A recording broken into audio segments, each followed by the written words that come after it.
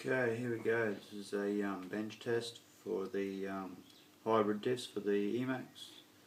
I've got the stock E-Maxx diff that come with the hybrids with all the shims needed. It does come with alloy shims, but I removed them to replace them with steel ones. Here's a trophy Buggy Flux diff that I got from Dollar Hobbies.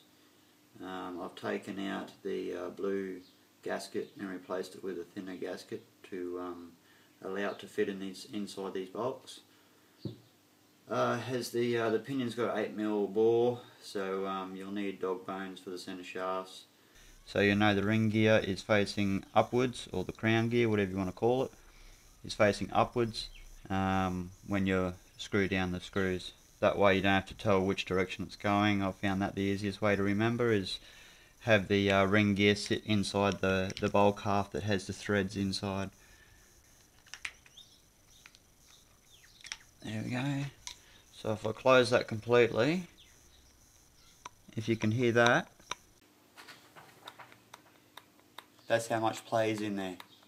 So you know that these diffs do fit as long as you replace the blue gasket with one of these paper gaskets. And when you do that, you'll notice that the diff itself, the spider gears inside, will actually be a lot tighter because you've replaced the thicker gasket with a thinner one. So what I ended up doing was I found these washers inside of another diff I had from another buggy, an Ansman Virus, which is like a Hyper 7, and they're actually 0.3mm. The stock ones that come inside this diff, the spider washers, they're actually 0.5mm. So I replaced the 0.5mm with the 0.3mm washers inside, and now it spins nice and free. So they're 0.3, and these ones here are 0.5. So I've taken 0.2 off of the washers, and that seems to make the spider gears mesh quite well. So now that that is done, you've replaced the blue gasket with the paper one, and these washers with 0.5 washers with 0.3 washers. You've got one shim, which is, let me have a look here, that'll be a 0.2, I think. So that's about it. We've got the threads on this side, so we'll put this one here, it spins, and then we've got the pinion, put that in there. Actually, what I might do is show you that I've actually got a shim in there as well, which is a I think there's a 0.3, so there's a 0.2 and a 0.1, I think. So I'll put that in there. That seemed to have fit quite nicely. And then there's one shim that goes on the top side. Make sure you remove the alloy shims, the stock alloy shims, if you still have them in there, because you don't want them in there, because otherwise no 1/8 diff would fit other than the stock one.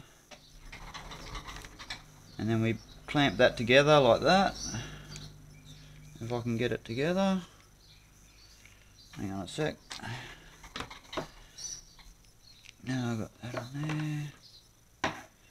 Sometimes you've got to make sure the shim doesn't fall out. Just put that back in there.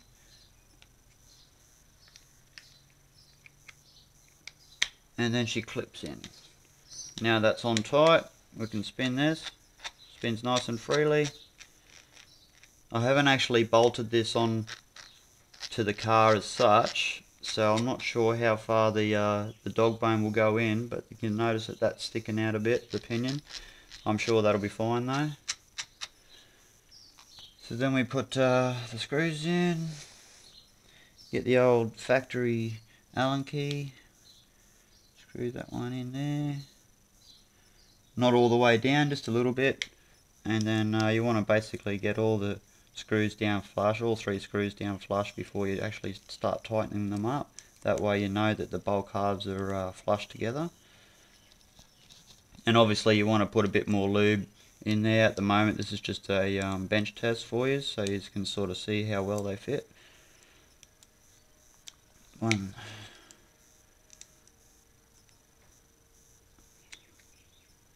2.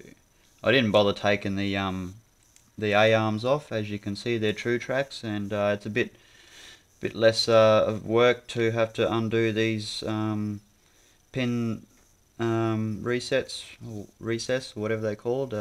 Basically hold the pins in place, and that's about it. She's nice and smooth without even any grease on the ring gear or crown gear.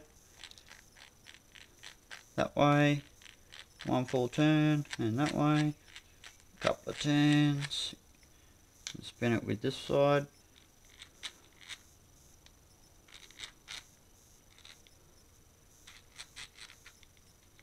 So yeah, we have a trophy Buggy Flux diff inside of the hybrid case bulk halves, and that's about it.